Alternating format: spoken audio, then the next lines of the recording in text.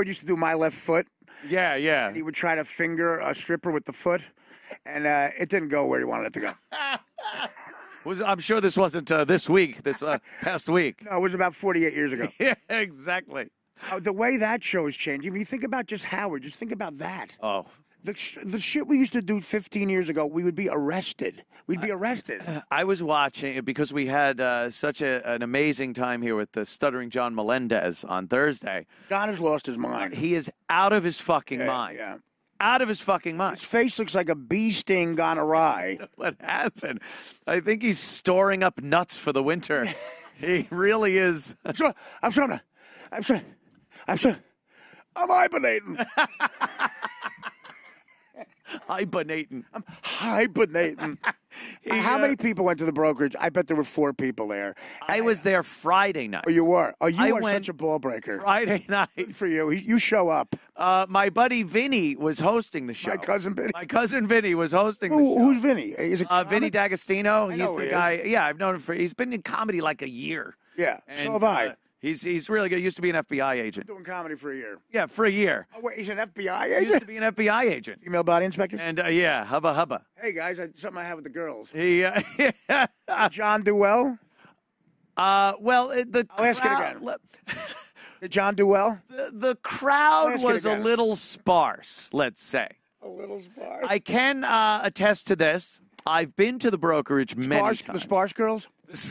I've been to the brokerage many times. Yeah, me too. Wonderful club. I love James, the owner of... The old owner paid you in Coke. Really, really good. Times have changed. It was the first time I was ever able to park in the park. You parked on the stage. There's room in the green room for your My Escalade actually had the table up front. That's so funny. It was a little sparse. Yeah, that's amazing. And John was best with that though. Launched into his act. Did he goof on us? No, actually, he was very nice. He said, "Ladies and gentlemen, Anthony Cumia, I want to thank you." You know, that was very nice. But it was a very high energy. Yeah, he goes right in there. But does he when he does that? He doesn't do a full hour sometimes. No, but it was I think like an hour. It felt like John does 5 minutes, feels like an hour. That's how he gets weird. No, he would do 4 seconds about Gary's teeth, and then me and DePaul would have to do an hour each to get paid. Yeah, and like, John, what are you come on, guys, split it. Hey, Gary's teeth need a wheelbarrow. Here's Artie. He's overweight. He was going off on who? On like the Stern who is he show, and anyone knows them anymore. No, it really was. There's John. Now I'm looks like a regular. This must have been. It looks like Lenny Bruce's act. Was this from this weekend? Yeah, the pictures are from this weekend from Jimmy in Boston. Because this looks like he dressed up for this night. I swear to God. In pajamas? He took the stage on Friday in pajamas. Yeah, just like a kind of a stained T-shirt and jeans and the beer in his hand, and he's just not giving a shit. Let me, and he goes into this thing that's very reminiscent of Dice, I noticed. Yeah, well, he does this thing where it's like this, and he just goes up on the punchline. Yeah. The audience knows when to laugh. When the audience, you mark the laugh so they know when to laugh. Yes, by going up on the punchline. I got Gary's teeth in the way. Gary's teeth. Laugh! It's like an Australian's accent. It kind of goes up at the end. It's like Matthew Perry being sarcastic. Yeah. Well, you've got your hair cut like that. Why? You're dating Rachel for you? And that looked like William Morris at Rosh Hashanah. Now, this was Friday night. Oh, well, Friday night. That's when I went. The worst crowds are Friday night late show because they've been go out, drink at 5 o'clock, and they got a headache from drinking. They're mad. Yeah. It was, the crowd was just god-fucking awful. And half of it... Yelling at him? Half of it was his family and friends. Oh, my God. They were the ones sitting up front. When your family starts going, you're a dick. Get off stage. But then the people in the back started talking and yelling things. That's the worst. They interrupt the bus. Look, it's packed though. All right, that must have been oh, that's Joe Curry, right up front. But that's packed. Well, see all those tables up there. Yeah, that's the problem. Has some people in it. Yeah, at the brokerages, if the back isn't filled, like that's where laughs go to die. Yeah. Willie Mays' Club, they said that's where doubles go to die. That's where laughs go to die. He was doing some bit about he takes his phone, he gets Siri on it, and then talks another language into it, like a fake Japanese or something. Why not just talk his English? And they, Hey Siri, hey Siri, hey Siri, I need a beer. I need a beer. I want a margarita. Siri didn't understand what you said. What did you say? I need Keep going, sir. You're very inspirational. I'm sorry, I don't understand the question. Sorry, Siri. Yeah, well, he was, it was. Well, so did he bomb or do well out there? I would say Twitter wasn't kind. Yeah, Twitter wasn't kind. The crowd, it was half his family, like I said, so they were.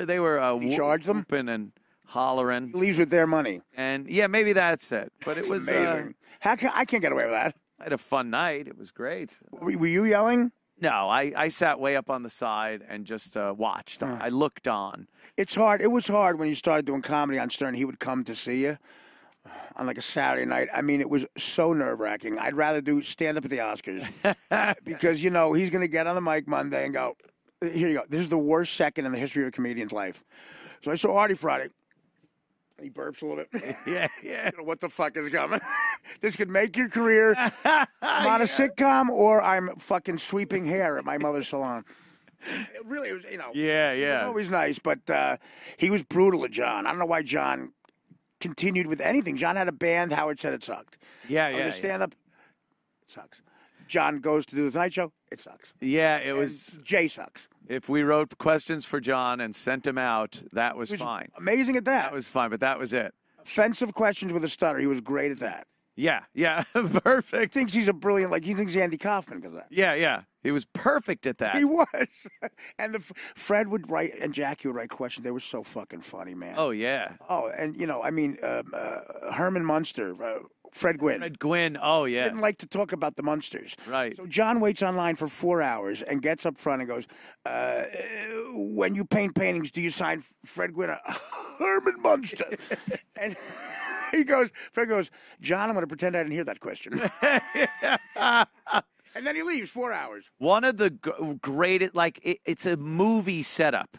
Yeah. Movie setup for this this one was with Ringo Starr. Yeah. What did you do with the money? Right. Like the guy, you're actually banking. You're banking on that guy has to give you back the line that works. And he did it. And he did. What money? It's like it was rehearsed. It was. What'd you do with the money? What money? The money your mother gave you for drum lessons. That's it. Start a wave. You did it. Dude, it was so perfectly executed. That's better than anything that Ramadan comic could have done. Yeah. He gives it back to you like it was rehearsed. Oh. And it's a Beatle. Perfect. A Beatle. The guy that Tom Hanks played in Apollo 13, whatever, like a hero, John Lovell. Again, 4 hours. He gets up there. Doug Goodstein was holding the wire, for him. He's in the shot. And John says to him, "Did you ever run off a batch in the capsule?" Run off a batch. And the guy goes, "Run off a batch?" He repeated it. He goes, "Yeah, masturbate." What is wrong with you? And now John starts to laugh. Goodstein is red with laughter. And Jim Lovell doesn't know what's going on. Of course not. So the producer goes, "Get out of here, you idiot." And Goodstein's like, "So I asked him a question. Did he run off a jerk off?" He said one run off a batch. He had one of them. And, again, that was our job. We'd go, you had to say, we'd come back, we'd watch that clip, and I'd laugh till 12 o'clock. Yeah.